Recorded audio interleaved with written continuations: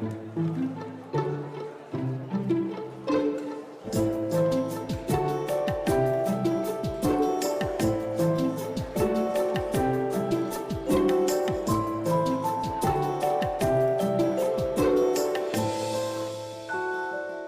merci d'être là pour cette rencontre avec Anoush Kunt.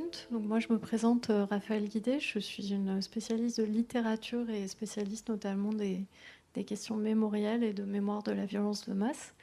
Et c'est pour cette raison que Anoush, qui est historienne et historienne notamment, je dirais pas du génocide arménien, mais plutôt de l'après du génocide arménien et de la trajectoire des exilés arménien m'a proposé donc cette conversation aujourd'hui.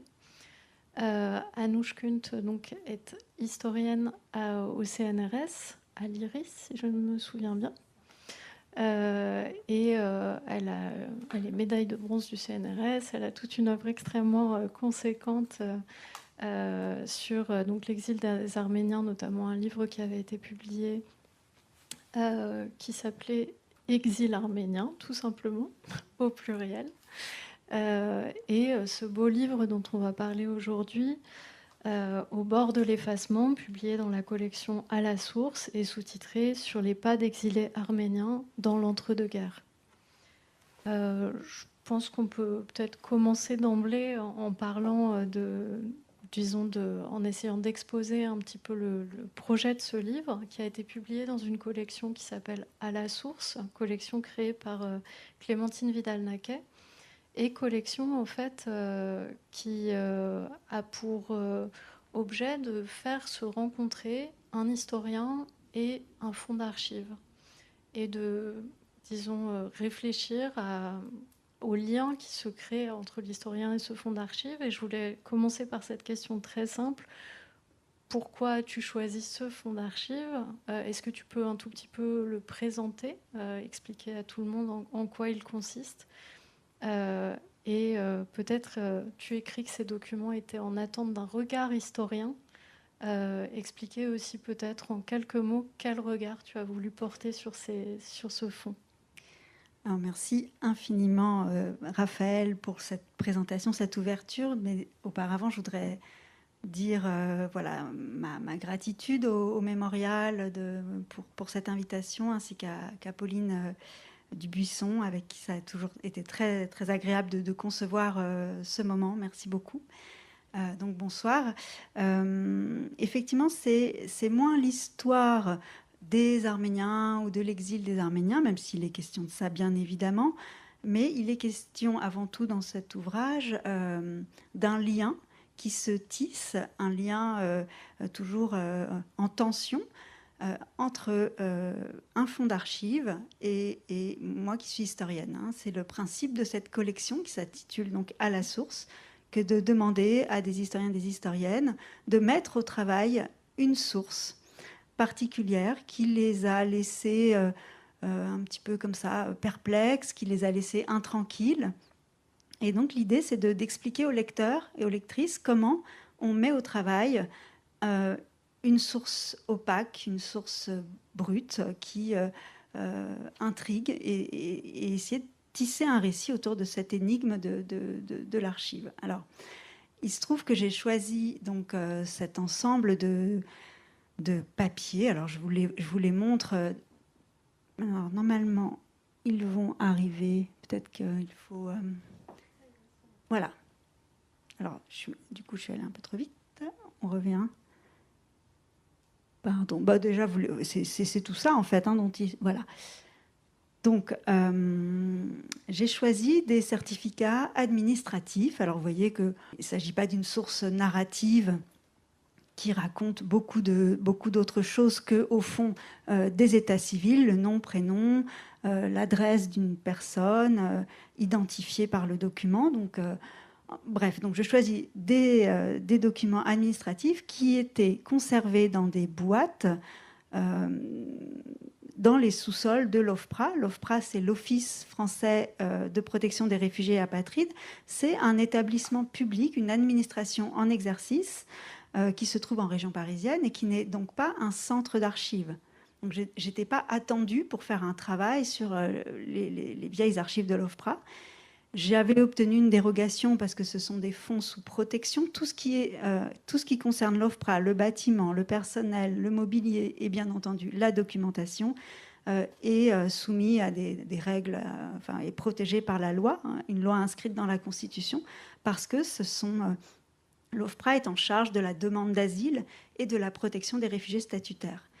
Donc, on a des documents extrêmement sensibles et l'OFPRA fait en quelque sorte fonction d'ambassade pour les réfugiés. Donc, on n'entre pas comme on veut. Voilà, donc il faut expliquer pourquoi, quel est l'objet de la recherche. Et j'avais obtenu une dérogation dans le cadre de ma thèse. Et j'étais donc conduite dans les sous-sols où la personne, l'archiviste qui me montre un petit peu de loin, hein, il ne s'agissait pas de fouiller n'importe comment dans les dossiers, mais elle m'explique un petit peu où on est, ce qu'on peut y trouver. Et elle me dit d'ailleurs, on a des boîtes qui concernent en fait une période antérieure à l'OFPRA, le tout premier âge de l'asile, l'entre-deux-guerres, où déjà le statut de réfugié apatride a commencé à être attribué à certains étrangers résidant en France. C'était donc déjà un statut administratif qui n'avait pas encore de définition théorique juridique, mais qui déjà fonctionnait comme un statut administratif. Et donc, on avait forcément généré, ça avait donc engendré la production de documents particuliers d'identité. Et c'est ça que l'OFPRA, lorsque l'établissement a été créé en 1952, l'OFPRA a récupéré ces vieux documents. Donc, il y a eu un usage pendant un certain temps, puis après, ils ont été rangés, si vous voulez. Et depuis, je ne sais pas s'ils étaient en attente d'un regard d'historien, ces documents, mais j'ai été effectivement attrapée, moi. Mon regard s'est arrêté sur eux. Alors, donc, ce sont 15 boîtes qu'on a commencé à ouvrir pour y voir, donc, des certificats administratifs sur lesquels étaient portés uniquement, comme je vous disais, des états civils de personnes d'origine arménienne, comme on les appelle. En fait, ce sont des Arméniens, des Arméniennes, qui viennent le plus souvent d'arriver en France. Donc, on est dans les années 20. Donc, ils se font établir les documents absolument nécessaires pour inscrire leur vie sociale en France. Voilà. Et donc ça, c'est pour mon premier contact avec ces boîtes, ces documents, qui donc étaient conservés dans un lieu qui n'est pas un centre d'archives. Et c'est vrai que mon travail pendant de longues années, parce que ce n'était pas l'unique tâche aussi que je devais accomplir, consistait à indexer. Ça veut dire que tous ces documents, ils sont 12 000 répartis dans 15 boîtes. Ces 12 000 documents, je les ai un à un saisis dans une matrice Excel. Donc j'ai noté les noms, les prénoms, tous les documents, toutes les informations que contient la nomenclature administrative, pour que ces amas de papier deviennent une archive véritablement ouverte, une archive publique maintenant. Il suffit de vous inscrire sur le site de l'OFPRA, donc le portail des archives de l'OFPRA, donc des vieilles archives qui sont mises en ligne, qui ont été numérisées. Et donc ça a été tout un travail d'attribution des codes, etc., pour que chaque document devienne véritablement une archive. Donc c'est sûr que j'avais accepté de faire ce travail parce que je sentais bien qu'il y avait quelque chose qui m'intéressait autour de ce fond. Mais c'était quand même très fastidieux, assez... vous imaginez, j'ai rempli donc 12 000 lignes, plusieurs cases à chaque fois, de nom, prénom, date de naissance. Mais je voyais bien que à côté de la nomenclature, donc au centre de la feuille, vous avez donc le libellé officiel, la fiche qui saisit l'identité et certifie à la fin que cette personne est bien un réfugié d'origine arménienne ou une réfugiée d'origine arménienne. Je voyais bien qu'il y avait des traces, vous voyez, des notations marginales, et c'est très clair sur... Alors, parfois, donc, au début, ils sont rédigés à la main, puis ils sont ensuite tapés à la machine. Mais dans tous les cas, vous voyez bien ça déborde. La nomenclature est débordée par des annotations marginales, des choses qui sont tassés des commentaires tassés dans les coins. Et évidemment, c'est ça qui a retenu également mon attention, ainsi que les photographies. Je reparlerai sans doute des photographies d'identité. Mais donc, j'ai commencé à avoir un petit cahier dans lequel je notais systématiquement tout ce qu'il y avait, tous les petits commentaires, toutes les annotations marginales. Et je me suis dit, tiens, j'entends la seconde voix. Il y a une double voix du document. Il y a la voix officielle, celle que d'ailleurs je dois saisir, celle qui est en ligne, celle que vous pouvez consulter. Et puis il y a tout ce qui apparaît comme un peu un chuchotement, des compléments, des rectificatifs, des ratures, des choses qui m'intéressent pour la matérialité du geste, pour l'autre voix, et je voulais entendre ce qu'avait à raconter cette autre voix dans un document, dans une source qui ne raconte rien. La source, elle n'est pas là pour raconter les histoires de ces gens-là. Elle est là pour saisir les identités. Mais en revanche, les petites notes, là, elles commencent à ébruiter quelque chose d'une histoire. Peut-être qu'on peut s'arrêter un peu sur ce travail. Donc, si vous n'avez pas encore lu le livre, je ne suis pas sûre que vous puissiez mesurer la prouesse, en fait, qu'est ce livre, puisque au-delà de ce travail extrêmement fastidieux que tu décris, de transformation de ces documents en archives et d'approche presque statistique, il y a effectivement ce que tu appelles le territoire du crayon, c'est-à-dire essayer de tirer de l'archive la plus sèche qui soit, c'est-à-dire un document d'état civil, quelque chose qui soit quand même la trace d'une existence, ou en tout cas de la façon dont elle a été reçue, dont elle a été accueillie par ceux qui essayent d'enregistrer ces réfugiés qui arrivent avec, comme tu le soulignes à de nombreuses reprises dans le livre, très peu évidemment de papiers, de documents. Ils ont tout perdu dans leur exil, leurs archives ont été détruites, et donc ils arrivent, ils doivent se faire enregistrer, et tu le racontes très bien. Ce qu'on doit produire, malgré tout, c'est un document d'identité. Et ce document d'identité ne dit pas grand-chose de ce qu'ils sont, ne raconte que très peu de choses. Et toi, justement, tu dis que ce type de document se prêterait plutôt à une approche statistique, mais tu vas essayer quand même d'aller tirer quelque chose de ces vies, de ces trajectoires, dans cette sécheresse-là, en fait, à travers ce territoire du crayon. Et je voulais juste que tu essayes d'expliquer vraiment concrètement comment tu as procédé pour exploiter ces marges et pour réussir à retrouver quelque chose, encore une fois, à la fois de ces vies et de leur accueil. Alors, dans le procédé qui est le mien, il y a quand même un aspect traitement statistique, même si pour l'ouvrage, pour l'essai, c'est pas ce que j'ai voulu mettre en avant. C'est sûr que en général, quand vous êtes face à une documentation qui fournit des milliers d'états civils avec des dates de naissance, avec des noms de famille, des lieux de naissance, c'est une manne pour un statisticien et pour faire de la démographie historique. Ce qui est très intéressant quand on est face à une population qui sort d'un génocide. Donc là, il y a vraiment un énorme travail. J'ai commencé à le faire avec une ingénieure d'études de statistiques pure et dure. Simplement, je voulais aussi rendre justice à ces petites marques qui laissent peu de prise, a priori, au savoir, mais qui laissent une certaine prise à l'imaginaire scientifique, parce qu'on travaille aussi avec notre imaginaire pour appréhender le passé, pour essayer d'approcher ces vies enfuies. Alors, il ne s'agit pas de dire n'importe quoi, faire n'importe quoi, mais parce qu'on travaille aussi dans la conscience de nos limites et d'une éthique propre au métier. Mais en parlant de territoire du crayon, qui est une expression que j'emprunte à Robert Walser, pour désigner tout ce qui tombe, justement ce qui est à peine lu, à peine lisible, ce qui est griffonné dans les marges, et ce qui fait que cette feuille est pour moi un territoire où le crayon s'est promené bien au-delà de ce qu'on attendait de lui. Regardez ces grands points d'interrogation qui montrent que même l'agent, qui est à l'époque un agent arménien qui connaît très bien les histoires d'Arméniens, parfois s'y perd un peu. Et c'est aussi pour ça que j'ai voulu mettre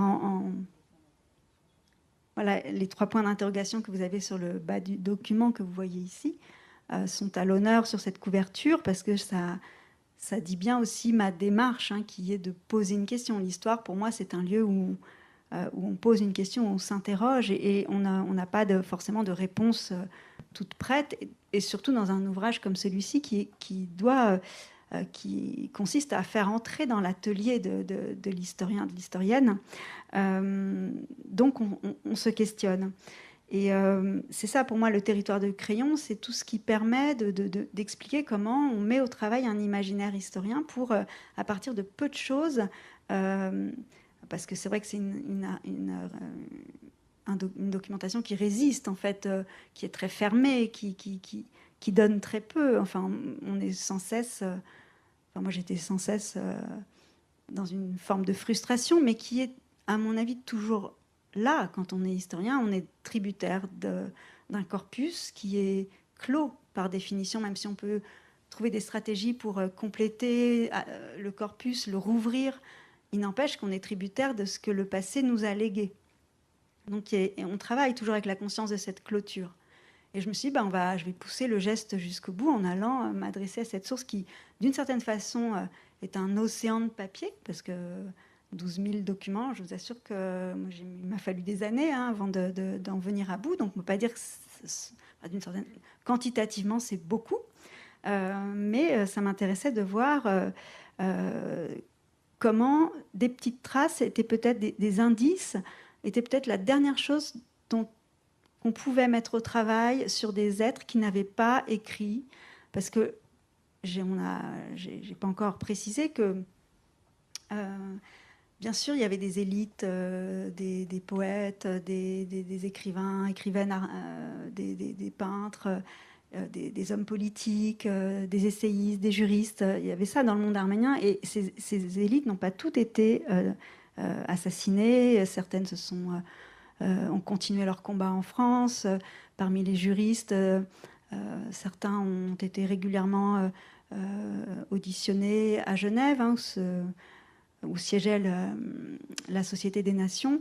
Et ils ont été reçus avec des grands juristes russes également pour réfléchir à ce que pouvait être le statut de réfugié, justement. La première définition de ce statut a été élaborée en concertation avec des représentants des réfugiés, donc des élites. Bon, elles existent, et je tiens à le dire pour que vous n'ayez pas le sentiment qu'on est face uniquement à une population de personnes totalement démunies, qui ne maîtrisent pas le français et qui ne savent pas l'écrire.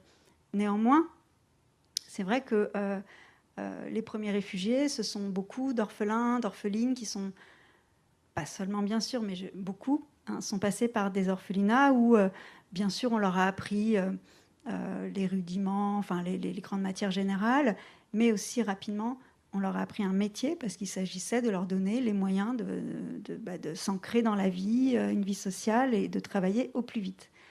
Donc, c'est peu propice finalement à un rapport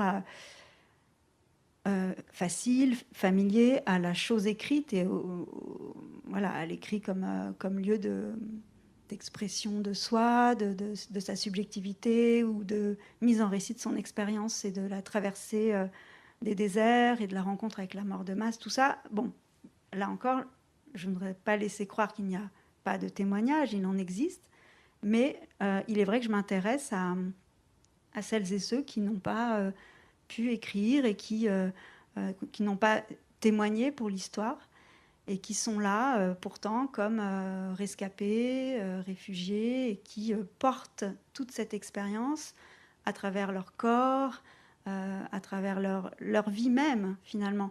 Ma question, c'est qu'est-ce qui, dans les existences, permet de sentir, d'approcher les effets de la violence, de montrer que la violence, quelque chose qui se déploie sur la longue durée, et qu'en approchant au plus près des vies sociales, dans les rues, les hôtels, les baraques, les camps, etc., qu'est-ce qu'on peut en dire de cette violence subie? Alors, sans vouloir non plus emprisonner les trajectoires, parce qu'il y a aussi des trajectoires d'émancipation, etc., mais Je m'intéresse à tous ceux qui n'ont pas pu parler au sens écrire, enfin, avoir une écriture livresque du témoignage, mais qui témoignent autrement. Et je me suis dit, alors peut-être que finalement, un document qui peut paraître banal, au fond, un document d'état civil, mais peut-être qu'il peut me permettre de les approcher et d'approcher quelque chose de leur expérience et de leur passé encore tout proche. Quand on parle de passé, là, c'est très collé, c'est très brûlant. Et je me disais que ces documents qui sont faits pour absolument pas pour témoigner du génocide, puisqu'il s'agit de dire qui l'on est, qu'on s'appelle bien un tel, fils de, un tel, etc., pour se marier, pour passer un examen, pour passer son permis de conduire, enfin vraiment les choses de la vie ordinaire. Mais c'est précisément là que je m'intéresse, moi, depuis la vie, à ce qu'il reste de la mort de masse, de la rencontre avec la mort de masse. Et il en reste en fait beaucoup de choses.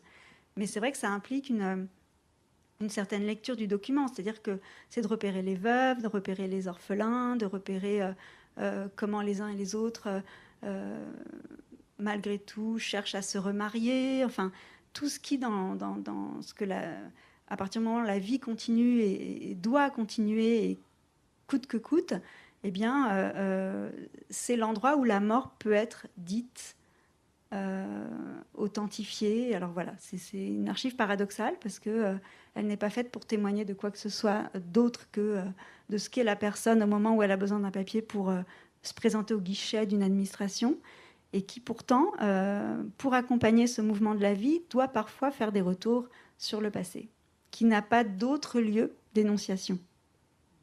Il y a un exemple parlant qui est le cas de ces familles dont chaque enfant est né dans une ville différente. Et tu dis très simplement, s'ils sont nés dans une ville différente, c'est qu'à chaque fois, le feu les a rattrapés, en quelque sorte. Ils ont été obligés de continuer la route. Et de cette simple mention d'un lieu de naissance différent, tu tires quelque chose d'une trajectoire chaotique, livrée à la violence. Donc Oui, c'est ce travail très concret. Absolument, mais merci de... J'aime bien cet exemple des enfants parce qu'on peut se dire... les enfants qui naissent après 1915, après la Première Guerre mondiale, c'est vraiment les enfants de l'après-génocide.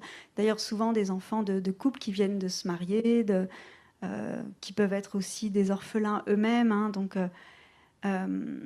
donc il fallait sans cesse creuser un petit peu au-delà de la surface où on voyait arriver des familles de jeunes gens avec plein d'enfants, et on se dit, mais en quoi ils ont été fauchés par le génocide? Et en fait, on s'aperçoit que ce sont, par exemple, des orphelins qui sont arrivés au bout d'un certain temps en France, après plusieurs années d'errance, et ont eu des enfants, effectivement, au fil de leur périple. Donc et comme tu dis, le feu les a rattrapés. Donc la violence, elle ne s'éteint pas. Quand on parle du génocide de 1915, il faut évidemment complètement revoir cette chronologie. Alors bien sûr, il y a une factualité du génocide comme entreprise criminelle avec des étapes qui ont été très soigneusement détaillées et posées sur une chronologie par des historiens, ceux qui m'ont précédé.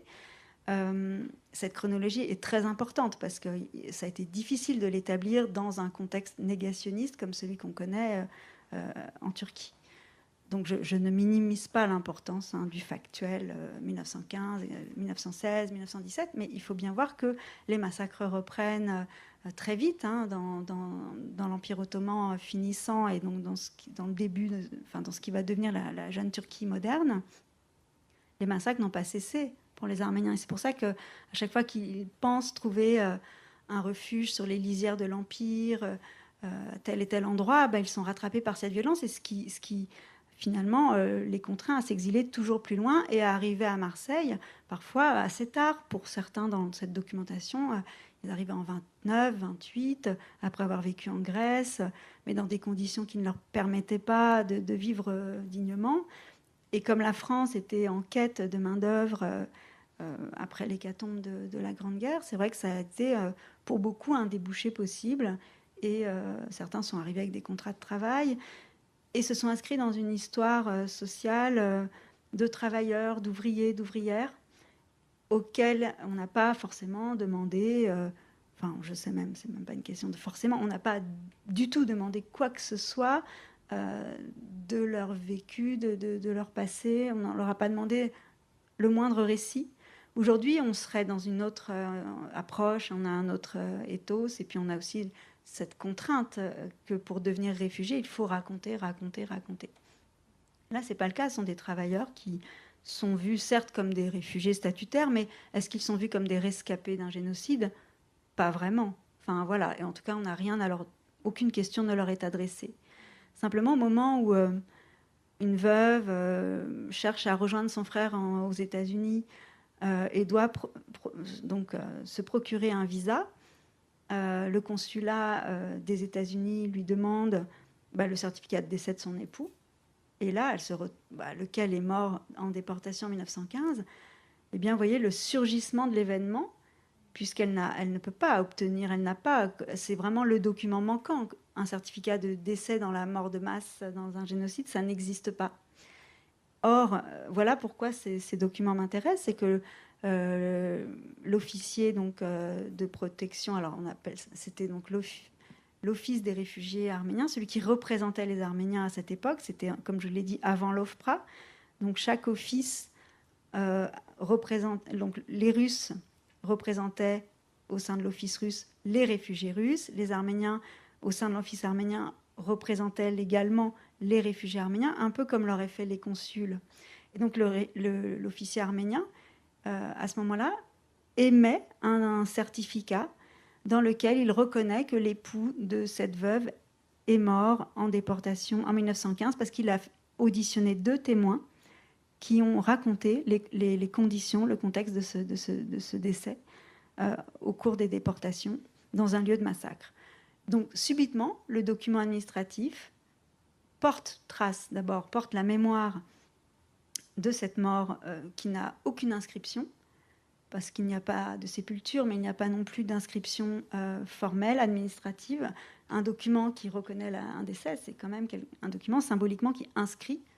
Hein, c'est pour ça qu'on a des registres à la mairie qui posent, voilà, qui inscrit donc accompagne, donc reconnaît le décès. Là, la mort n'est pas reconnue, et donc il appartient aux survivants, dans le cours même, dans le mouvement même de la vie, de dénier, enfin comment dire, de déjouer le déni plutôt, de faire mentir le silence, enfin de reprendre la parole pour justement faire reconnaître par un document inconcevable que la mort est advenue. Et donc voilà comment la vie, pour moi, est précieuse dans ce qu'elle permet des rebonds inattendus, y compris vers ce passé qui n'a aucun statut, aucun lieu, aucun énoncé possible, qui n'a pas le mot génocide n'existe pas pour en parler, pour le saisir, pour le conceptualiser. Il avait été question, esquissé, lors des négociations, de la conférence de Paris, qui est donc destinée à régler, à l'issue de la Première Guerre mondiale, la conférence de Paris doit régler les grandes questions posées par la guerre, et donc pour aboutir au traité de paix. Et il a été question justement d'essayer de faire bouger les lignes du droit pénal international pour juger ces crimes-là, pour les qualifier. Enfin, on avait bien conscience à l'époque, en 1919, qu'il manquait un outil pour saisir ce qui était arrivé aux Arméniens. Mais tout ça est complètement, finalement, enterré lorsque la paix est renégociée avec le pouvoir kémaliste en Turquie en 1923 à Lausanne, et c'est ce qui explique que tout est passé sous silence et qu'il manque même les mots pour le conceptualiser, l'attester. Et donc moi j'en viens à ce qui reste, c'est-à-dire les survivants, les rescapés, les réfugiés, et les mots que l'on installe autour d'eux pour malgré tout saisir quelque chose.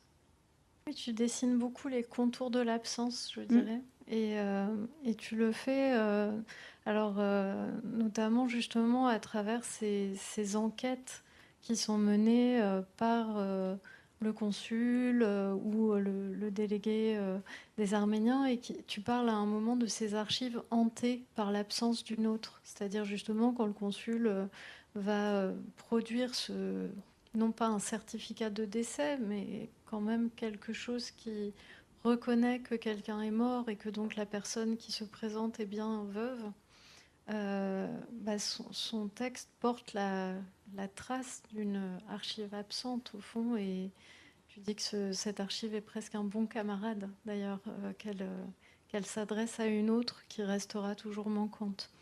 Et pour moi, une des grandes beautés et des grandes qualités du livre, disons, est justement d'essayer d'aller chercher des traces au-delà de la trace, un peu partout. Alors il y a le territoire du crayon, on en a parlé, mais j'aurais voulu qu'on parle aussi du corps comme trace, en fait. Comme tu dis, finalement, c'est d'ailleurs un fil continu de ton travail. Tu t'intéresses pas forcément aux témoignages, aux récits, aux discours, ou en tout cas, comme il manque, tu essayes de faire avec euh, tous toutes ces vies ordinaires qui ne sont pas des vies de témoins au sens strict. Et pourtant, tu le dis, leur corps témoigne. Et tu parles bien de cette longue durée du génocide et du fait que le génocide s'inscrit dans les corps pendant très longtemps. Et donc je voulais peut-être que tu racontes un tout petit peu en quoi le corps est une trace, ce qui n'est pas une idée qui va de soi, me semble-t-il, en histoire. Merci. Alors, le corps dans l'archive, c'est vraiment une question qui, effectivement me préoccupe depuis longtemps. Alors, dans des documents comme ça, alors j'ai pas. On peut avoir des signalements. Vous savez, les fameux signalements physiques, enfin, qui visent à justement dire si la personne qui s'est présentée au guichet a un trait, une caractéristique, quelque chose, un trait particulier qui ressort. Et j'ai pu trouver des traces, enfin si j'ose dire, oui, enfin mentions, pardon, de tatouages, de cicatrices, de choses. Alors quand je dis des tatouages, c'est parce qu'on sait que pendant le génocide, il y a eu des enlèvements assez fréquents hein, de déportés, et surtout d'enfants ou de jeunes femmes qui, lorsqu'ils étaient enlevés par des bédouins hein, dans les tribus donc, qui se trouvent, qui peuplent la Mésopotamie, ont pu être tatoués au visage, aux mains, dans le cou. Euh, bon voilà, c'était aussi à la fois un geste d'intégration de la personne au cercle tribal, mais c'était aussi la marque d'une prise et qui a pu être perçue comme, enfin vécue comme voilà le signe d'un avilissement. Euh, et donc j'ai pu voir dans ces banales rubriques de signalement réapparaître justement cette question des tatouages, des cicatrices de tatouages, une jeune femme qui avait essayé manifestement de les enlever de son visage. Et puis la question d'une femme âgée que je suivais, qui avait un certificat, parce qu'elle entreprenait des démarches pour aller vivre aux États-Unis. Et donc elle se fait faire, grâce à ce document, elle demande un passeport à la préfecture de Marseille, enfin des Bouches-du-Rhône. Et donc là, il y a d'autres types de documents, enfin de signalements administratifs qui sont associés à sa demande. Et puis c'est là que je vois que parmi les signes particuliers, elle a les 5 doigts de la main coupés. Et, et en y réfléchissant, j'ai pensé que avoir 5 doigts de la main coupés, ça pouvait pas être totalement le fruit du hasard, que c'était plutôt le signe d'une trajectoire meurtrière de l'arme, enfin d'une arme, et non pas d'un accident qui aurait fauché mécaniquement les 5 doigts. Enfin, et voilà, donc le corps dans l'archive, c'est aussi celui que je trouve en consultant les archives d'un asile, parce que tout ça se passe à Marseille, hein, donc il ne reste que la documentation des réfugiés qui vivaient à cette époque à Marseille. Et donc, je regarde également les archives de l'asile Saint-Pierre de Marseille pour essayer de voir si les fonds peuvent être croisés. Et c'est parfois le cas. Et le corps, évidemment, dans les notations médicales, est très présent, mais c'est le corps malade, c'est le corps souffrant, c'est le corps en détresse, c'est le corps Et ça m'a beaucoup intéressée de voir que, oui, dans les registres de cet asile Saint-Pierre, il y a des Arméniens, des Arméniennes, de façon assez fréquente, font des séjours, sont internés. On ne comprend pas forcément ce qu'ils racontent, d'ailleurs. Il est noté parlant dialecte, parlant arménien, parlant turc. Parfois, ils font appel à des interprètes, mais souvent, ils sont laissés dans une forme de détresse, d'incompréhension, de silence. Et donc, oui, le corps manifeste que la violence suit son cours, poursuit son œuvre, si j'ose dire, notamment quand elle condamne à mort des femmes qui ont été contaminées par la syphilis durant le génocide et que je vois mourir dans les années 30, justement à l'asile, parce que ça provoque des troubles voilà, cérébraux qui nécessitent une hospitalisation. Mais les médecins, eux, ne font pas le lien. Hein. Ils notent juste que... voilà, ils notent le symptôme, mais ne font pas le travail ne cherchent pas à étayer le parcours biographique, parce qu'on est aussi à une époque où la notion de trauma n'est pas élaborée comme elle l'est aujourd'hui. On est vraiment l'entre-deux-guerres, c'est pour ça aussi que la période m'intéresse, c'est qu'on n'a pas tous les outils dont on dispose aujourd'hui pour qualifier et approcher le réel tel qu'il s'est pourtant bien produit, tel qu'il est advenu durant la Première Guerre mondiale, et il redistribue. La violence est telle que, voilà, on considère que c'est un peu la violence matricielle du siècle qui s'est écoulé, mais laisse les contemporains en défaut de mots et de concepts et de. Mais donc les archives qu'on appelle les archives de la pratique, celles qui sont au quotidien, au contact des personnes, malgré tout permettent de renseigner autrement, hein, par l'expérience, par l'empirisme, cette violence bel et bien advenue.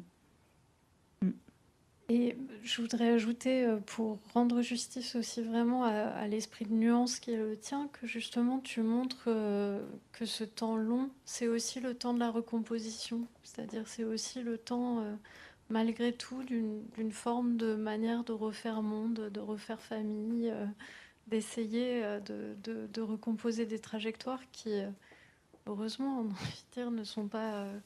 Oui, toutes n'aboutissent pas à l'asile. Toutes n'aboutissent Ouais. pas à l'asile, Mais à la folie, à la solitude, même si tu racontes énormément de trajectoires vraiment extrêmement poignantes. Hein.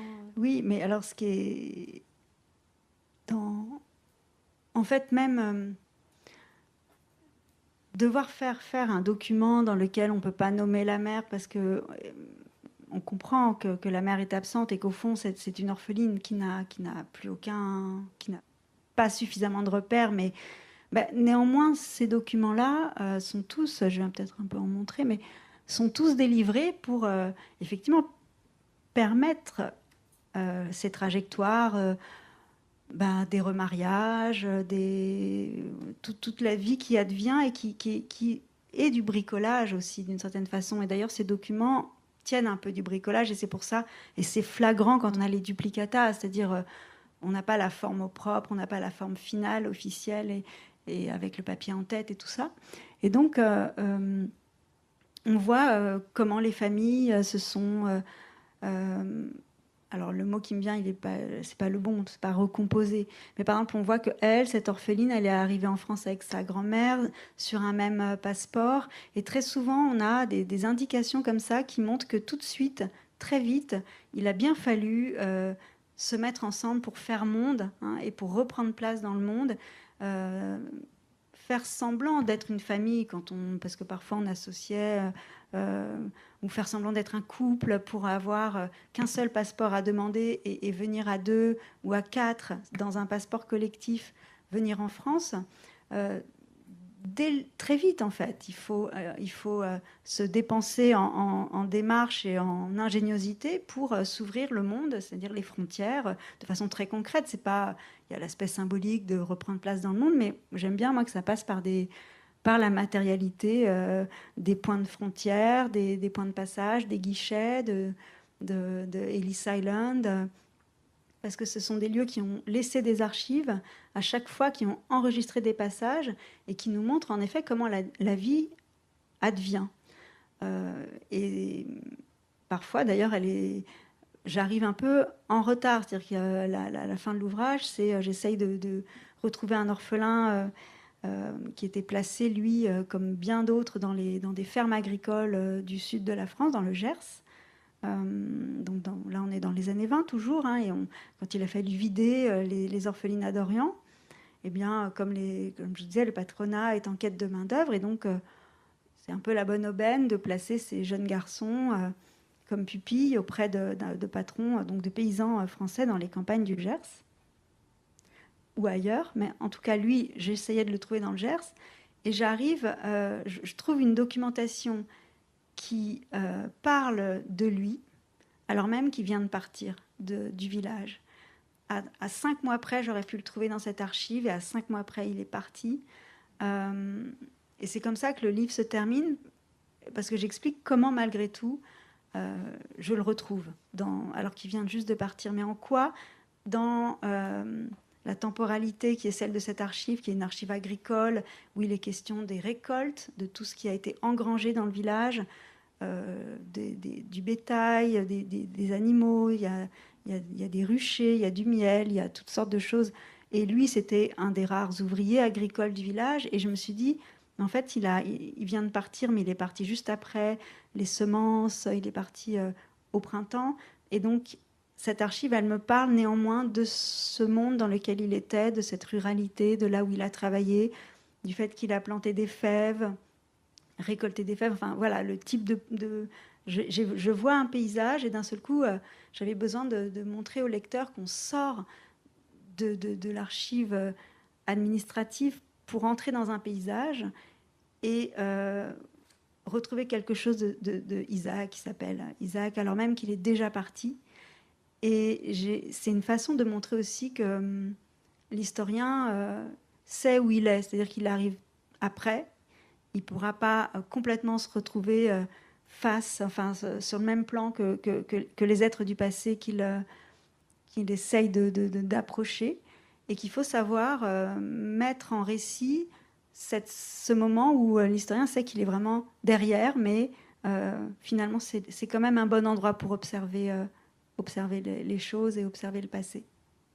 Oui, bah le titre du livre est magnifique, mais il traduit bien cette tension, je trouve, au bord de l'effacement. C'est-à-dire, il est presque effacé, cet Isaac, mais pas tout à fait, tu l'as retrouvé. Et quelque part, il y a quelque chose quand même de l'ordre d'une réparation aussi dans ton geste, parce que les chapitres, moi, sur les orphelins du Gers m'ont particulièrement touchée. On sent une solitude chez ces enfants, ces adolescents finalement, qui sont placés comme manœuvre dans des territoires agricoles où personne ne parle leur langue, où certains d'entre eux sont exploités. Et, euh, et je trouve que tu les tires de leur solitude, en fait, quand même. Tu arrives à les ramener parmi nous. Donc c'est déjà... Alors, comme tu dis, il faudrait qu'un autre historien ou une autre historienne, peut-être, s'attelle vraiment à ces orphelins-là. Mais il y a quelque chose quand même de l'ordre de la réparation. Ouais, merci. Enfin, moi, j'aime assez cette image de la réparation, qui est aussi celle je trouve, de la couture. Et quand j'écrivais ce livre, c'est vrai que j'ai cette métaphore du fil, des liens rompus qui se tissent à nouveau, me venait sans arrêt, parce que là encore, ce sont des documents qui sont émis pour permettre à des gens de se retrouver, ou pour permettre à des gens qui ne se connaissent pas de s'épouser à distance, et d'aller vivre concrètement l'un auprès de l'autre. Donc j'avais moi le sentiment de voir par exemple une grande toile matrimoniale qui était trouée de partout, mais qu'on essayait de rapiécer en épousant la veuve, en faisant épouser la veuve par le beau-frère, suivant tant bien que mal la tradition, et à travers les océans, à travers la distance. Le fil, c'est aussi les annonces de gens qui se cherchent. Et donc, c'est vrai que mon geste comme tu dis, donne des contours à l'absence, et permet de saisir la béance, parce que je ne cherche pas non plus à combler ce qui ne peut pas l'être. D'ailleurs, les documents eux-mêmes parfois expliquent à l'administration française. Donc, vous avez donc l'officier arménien qui explique que on peut pas faire mieux, en fait, on peut pas tout réparer, on ne peut pas complètement raccommoder. Parfois, un individu n'a pas de document personnel. Il faut faire avec cette absence. Et quand même, lui, il est là pour authentifier. Donc c'est le rôle de cet officier, c'est de authentifier des états civils qui ne peuvent pas l'être autrement. Et de le faire accepter par l'administration française, américaine et autres. Et ça, je me dis, c'est quand même un tour de force que de faire accepter la part d'incertitude et de bancal à une administration qui, valide, accepte, de toute façon, parce que la vie l'exige. On ne peut pas empêcher, en fait, mais tout en montrant les manques, en pointant les manques. Et mon geste, il est là-dedans, c'est-à-dire qu'il y a la réparation, mais en ayant toujours conscience de l'irréparable, et d'autre part de ma propre limite, c'est-à-dire que je ne suis pas non plus démiurge, je n'ai pas prétention, moi, certains historiens, j'allais dire écrivains, les écrivains encore plus, mais certains historiens aussi ont l'impression on pense avoir la vocation de parler pour les morts et de donner un tombeau aux morts, à la suite de Michelet, qui identifiait cette dette envers les morts comme la posture de l'historien qui doit se faire le porte-voix des disparus. Alors moi, c'est beaucoup plus humble, si j'ose dire. Je ne crois pas qu'on puisse faire parler les morts vraiment, réparer aussi loin. Je pense que réparer, pour moi, c'est aussi de faire apparaître la perte, justement, paradoxalement. Peut-être que pour finir, on pourrait évoquer aussi un peu la forme de ton texte et ses particularités. Alors, c'est un texte dans lequel on voit apparaître des œuvres d'art, on voit apparaître aussi des écrivains, des citations. Et puis, c'est un texte qui est très écrit lui-même. Et j'aurais aimé, peut-être, avant d'ouvrir les questions vers la salle, ou avant que tu lises peut-être aussi un passage du texte, que tu reviennes un peu sur la place des œuvres, de ces œuvres d'art et de ces œuvres littéraires dans ton livre, et aussi sur ton propre travail d'écriture. Alors je vais sans doute pas, merci, mais je vais sans doute pas beaucoup développer parce que au fond, ce que je peux dire, c'est que la commande, l'idée de ce livre, c'est comment mettons au travail une source brute, opaque, quelque chose qui au départ est revêche, et comment on le met au travail, on en fait un objet, comment on raffine un peu au sens vraiment minier, on passe au tamis, et comment on travaille couche par couche, strate par strate, une masse pareille. Et donc, c'était le lieu pour un récit qui justement fasse entrer dans ce fameux atelier où parfois on a besoin de s'aider, au sens de prendre appui sur des œuvres d'art. Finalement, bien sûr que je lis les collègues, je lis des livres d'histoire, je lis des livres d'anthropologie et autres, mais aussi de la poésie. Et c'est tout ça que j'ai voulu attraper aussi, englober, intégrer dans ce récit de la mise au travail d'une archive pour montrer que tout cela constitue une expérience de pensée. Lire un document d'archive, c'est une expérience de pensée et aussi une expérience du regard, puisque j'ai parlé du territoire du crayon. Et donc, forcément, il faut exercer son regard. Et par exemple, je mobilise cette aquarelle de Paul Klee dans un passage où j'explique que je ne sais pas comment travailler tous ces portraits qui sont très forts. Et donc, il y en a des milliers. Alors, je les ai tous regardés attentivement. J'ai pris des notes sur chacune de ces personnes. Et donc, la question que je me posais, c'est comment travailler les strates temporelles qui se croisent dans chaque photo. Alors, et je trouve une clé, si j'ose dire, en parlant de ce pôle clé, mais c'est vrai, c'était un moment d'assez grand désarroi dans mon texte, et je tombe sur cette aquarelle qui me parle du croisement des temporalités. Et là, j'explique comment, parce qu'il ne s'agit pas du tout pour moi de faire joli, je ne parle pas de poésie en exergue, je ne mets pas un vers en exergue ou des citations qui ne sont pas en rapport avec ce que je travaille vraiment de l'intérieur. Et donc, voilà, par exemple, ce document est là pour expliquer comment saisir l'entrecroisement des temporalités dans la trajectoire d'une personne qui se fait photographier. Et bien d'autres exemples, la poésie aussi, qui parfois formule de manière extrêmement ramassée, mais aussi précise, ce que nous, en historiens, on aurait du mal à attraper de façon aussi nette.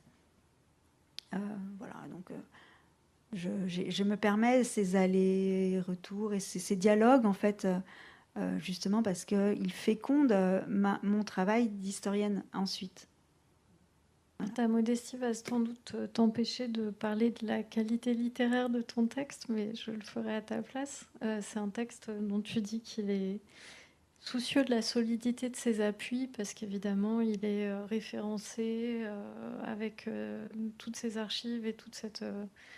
Enfin, voilà, ces années d'enquête qui sont très très sensibles. Et d'un autre côté, c'est un vrai texte de littérature qui est poétique, fait toute une place à l'imaginaire et aussi au travail de montage, de découpage.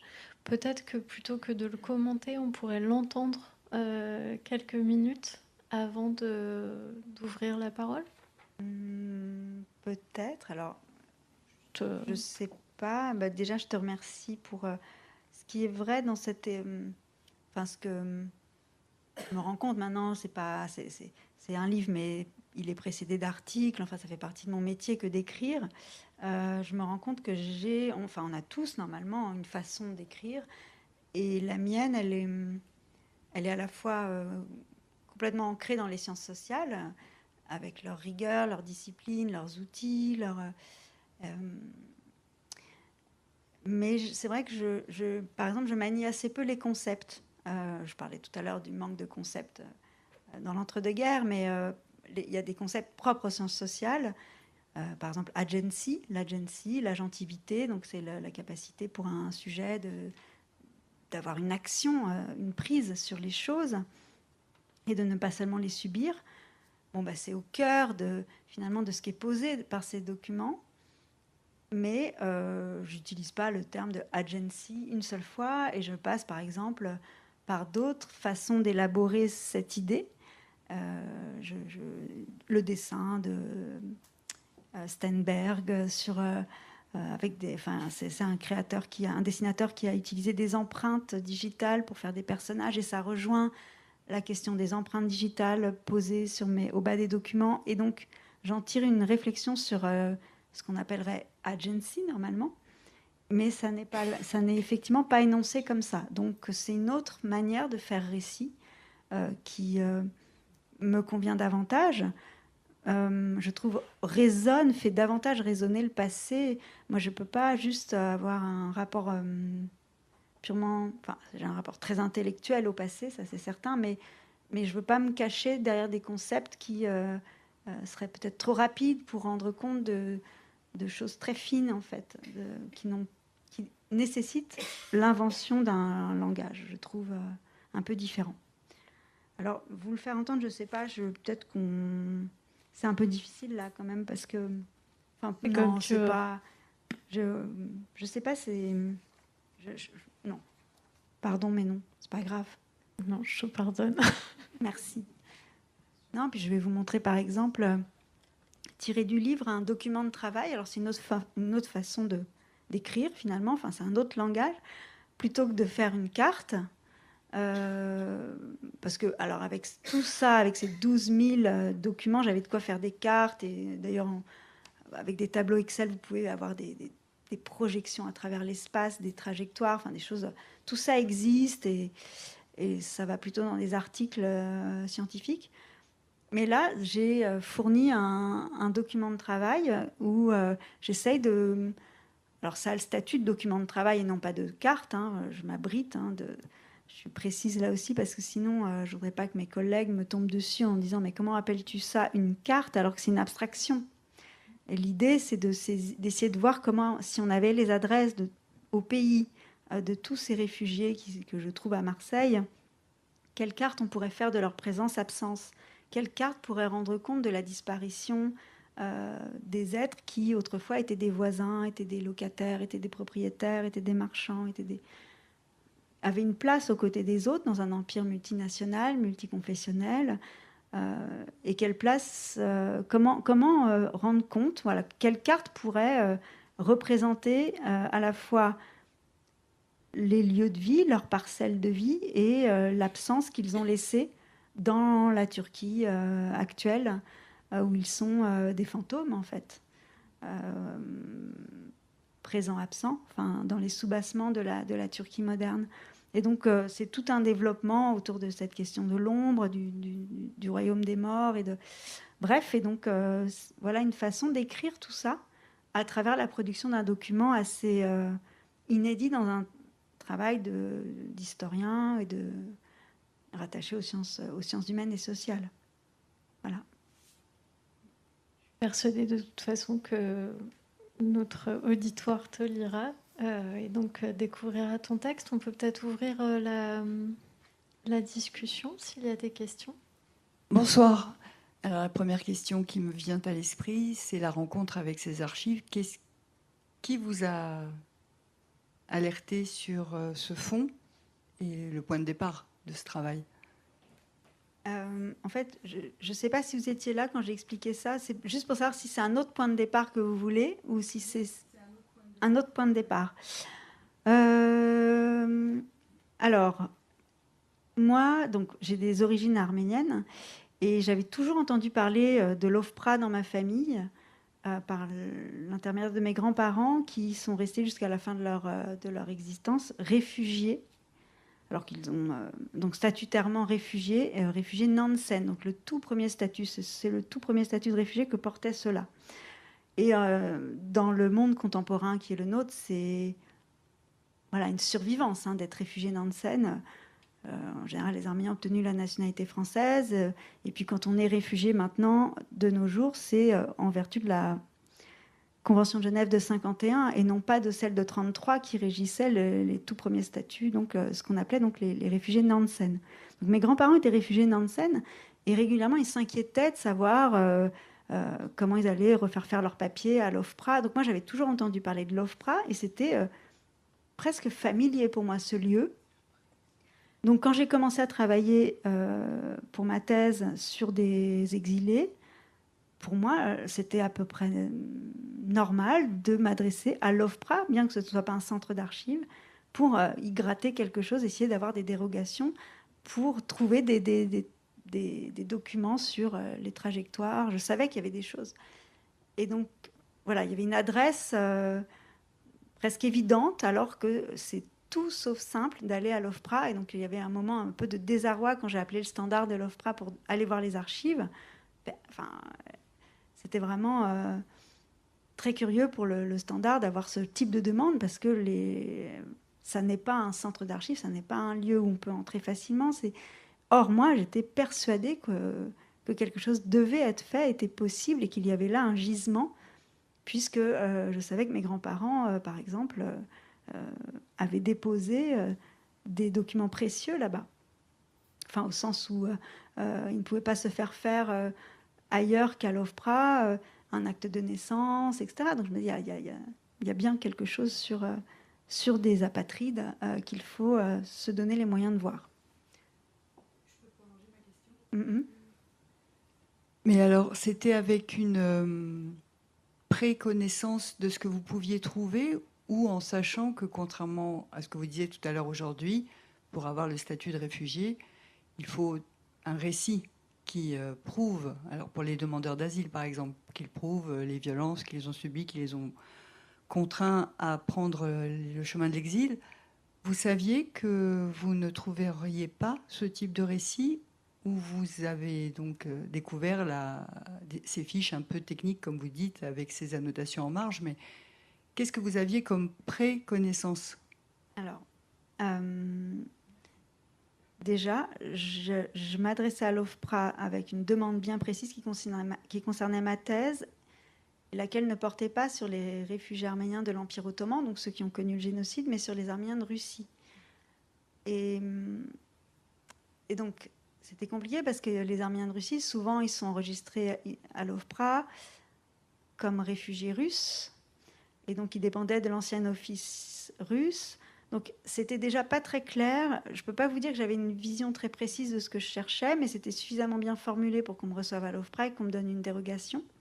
Grâce aussi au préalable au travail d'une certaine Catherine Goussev, qui est la spécialiste de l'exil russe et qui avait pu, elle, accéder à des vieux documents. Donc je savais qu'il y avait des choses sur les réfugiés russes. C'est surtout ça que je savais. Et qu'au sein de cette émigration russe, il y avait peut-être des choses sur les Russes non russes, c'est-à-dire les Arméniens de Russie, les Géorgiens de Russie et autres. Bon, alors voilà, c'est comme ça que... Mais par contre, non, je ne pouvais pas savoir. Mon espoir, c'était qu'il y ait des informations, des bouts de récits un peu plus étoffés que ces documents-là. Et ils m'ont été montrés. Ça, c'est le pas de côté qu'a accompli l'archiviste en me disant tiens, ben, je vais te montrer ces boîtes. Parce qu'on ne sait pas ce que c'est. Elles sont là, elles sont rangées, mais c'est vraiment étrange. Tu ferais bien de regarder ce que c'est. Donc, j'ai compris que j'en avais pas besoin pour ma thèse et qu'il fallait d'abord que je finisse ma thèse pour m'y plonger. Donc ça a reporté le moment où j'allais vraiment rencontrer ce fond. Mais c'est vrai que j'étais... non, je ne pouvais pas m'attendre à ça, en fait. Parce que d'abord, c'était pas... Les Arméniens étaient entre 3 empires, donc Perse, Russie et l'Empire ottoman. Donc déjà, moi, je cherchais les Arméniens de Russie. Et là, on me présente un fond, je comprends, relié à l'Empire ottoman, donc au génocide. Donc on est à côté de ce que je cherche, en fait. Mais c'est souvent comme ça, la recherche, en fait. Vous êtes souvent... si vous savez à l'avance ce que vous recherchez de façon très précise sur votre axe, alors c'est important, hein, bien sûr, pour partir en mission, il faut faire tout un travail, vous ne partez pas à l'aveugle, hein, mais il y a tout l'imprévu, l'inattendu qui vous met d'un seul coup en présence de 15 boîtes ou d'autres choses que vous n'aviez pas prévu de trouver. Et de toute façon, on a du mal à savoir la forme que prendra un fond.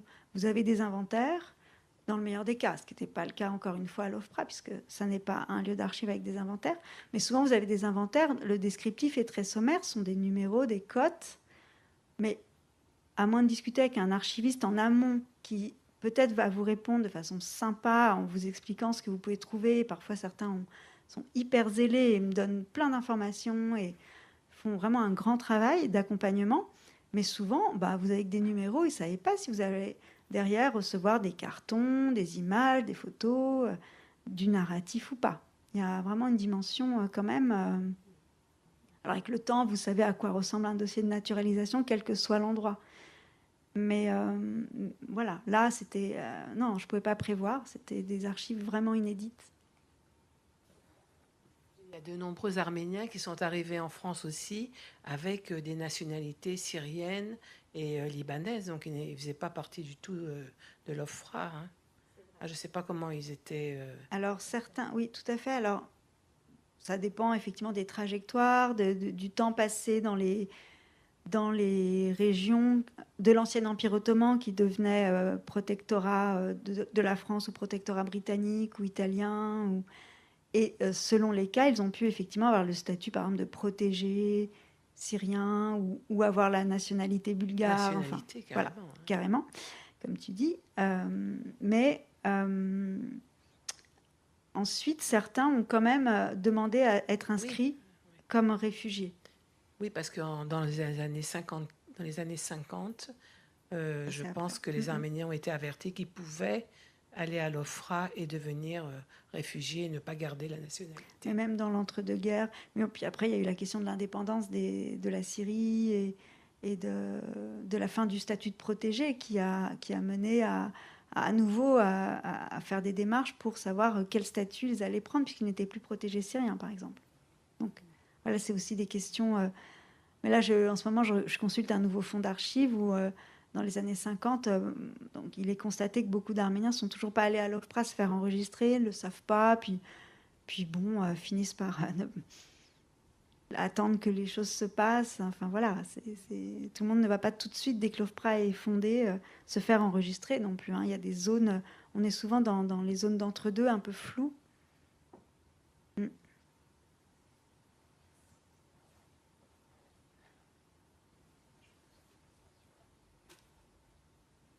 Merci Anouche, merci Raphaël. Comme tu le disais, c'est un livre magnifiquement écrit et c'est une forme de littérature, j'ai envie de dire presque, qui se refuse le recours à la fiction. Mais je voulais savoir si tu pouvais nous dire un petit peu s'il y a des moments où tu as presque eu envie de combler des vides, d'aller vers du fictif, qui est une stratégie qui est adoptée aujourd'hui par certains historiens dans le champ, par exemple, de l'esclavage.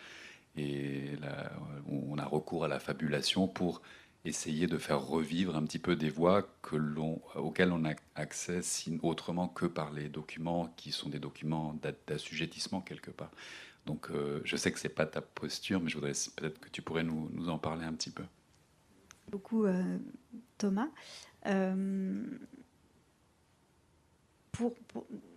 Dans le cadre de ce travail, j'avais l'impression de prendre tellement de liberté, au sens, non pas des libertés par rapport aux exigences de la discipline, mais des libertés, comment dire, du regard, de l'écriture, d'attraper des ratures pour parler du génocide. Je trouvais qu'il y avait quelque chose presque d'impertinent, parce que c'est un peu de dire, ce génocide que vous n'avez pas vu, ces gens que vous n'avez pas entendus, eh ben, voyez tout ce qu'ils ont dit dans une rature. C'est un peu presque provocateur comme geste.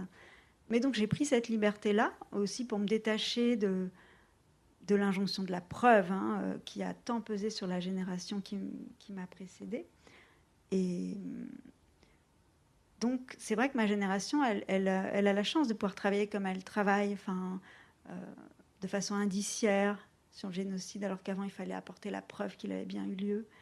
Donc ça dégage déjà, moi je trouve, des horizons et des libertés dans l'écriture, dans l'adresse qu'on peut faire aux documents. On n'est plus obligé de seulement consulter les rapports officiels, tout ça.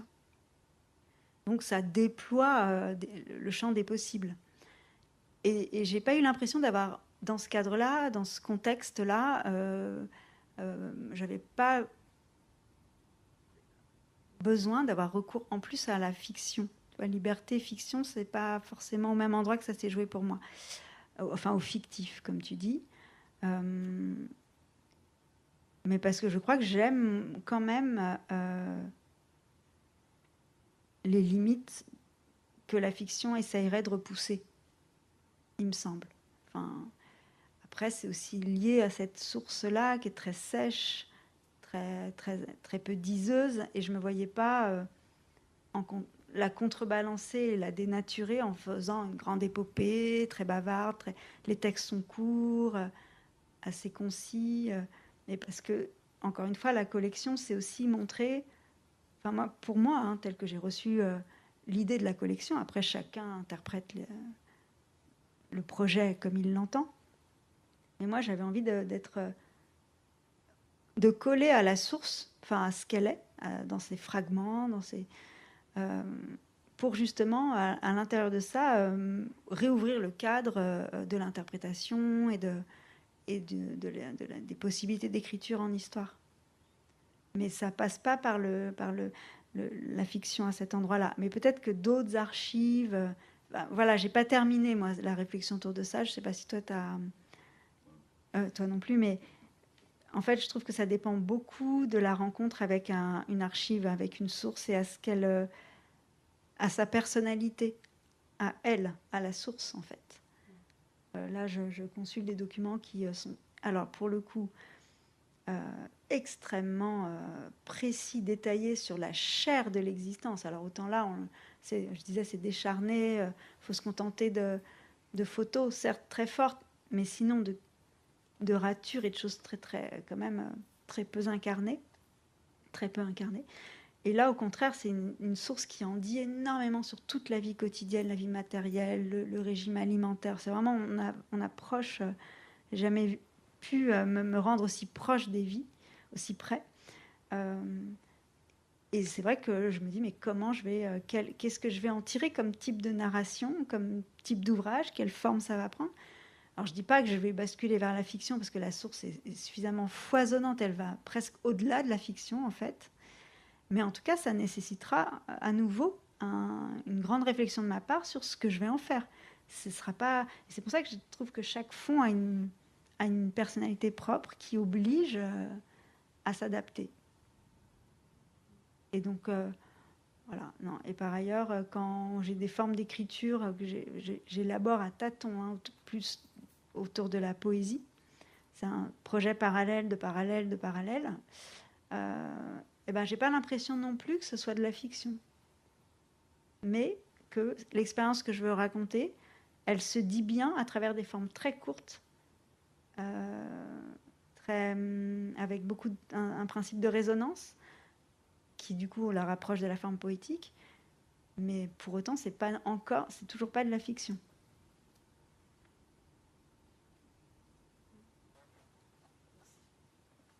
Une question un peu terre à terre. Comment est-ce que vous avez commencé comment est-ce que vous avez pu déchiffrer ces annotations dont on a vu quelques exemples? Est-ce que ça vous a posé beaucoup de problèmes, beaucoup de difficultés, ou est-ce qu'au fil du temps vous vous êtes habitué à ces difficultés éventuelles? Merci. À vrai dire, assez vite, j'ai compris comment lire. Je me suis familiarisée assez rapidement à l'écriture de cet agent. Je ne sais pas, je trouve que c'est assez lisible, en fait.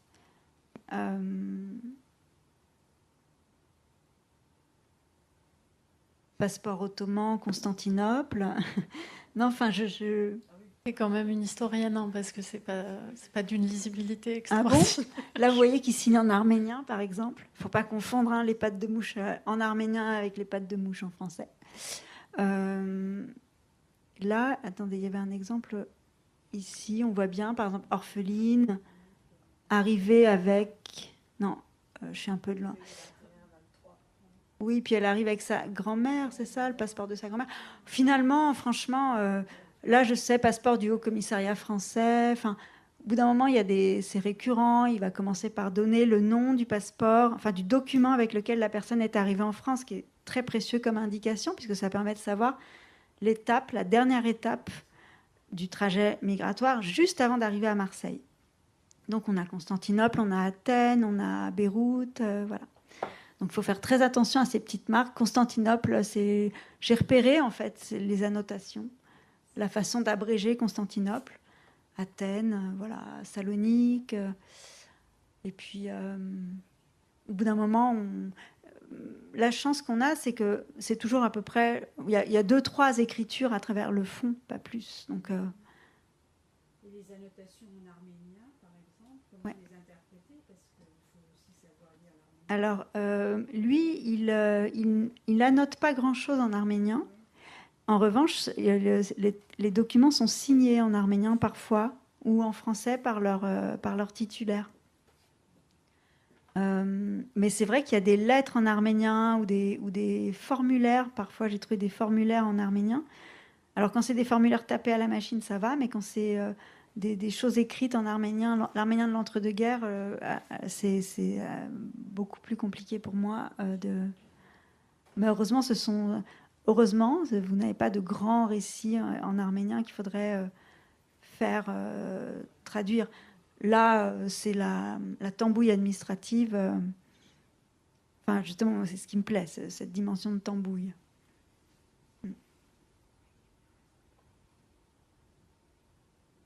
Même vous, déjà, je suis sûre que vous savez le lire sans problème.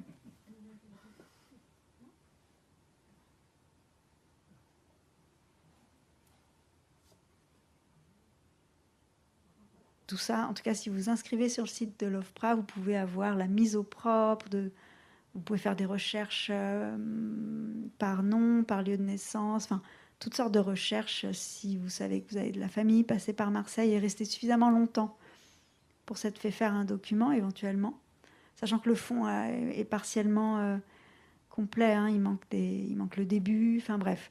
Mais certains quand même sont contents, ils m'ont écrit parce qu'ils ont retrouvé traces de leurs parents. Voilà, donc il existe bien une forme maintenant qui est,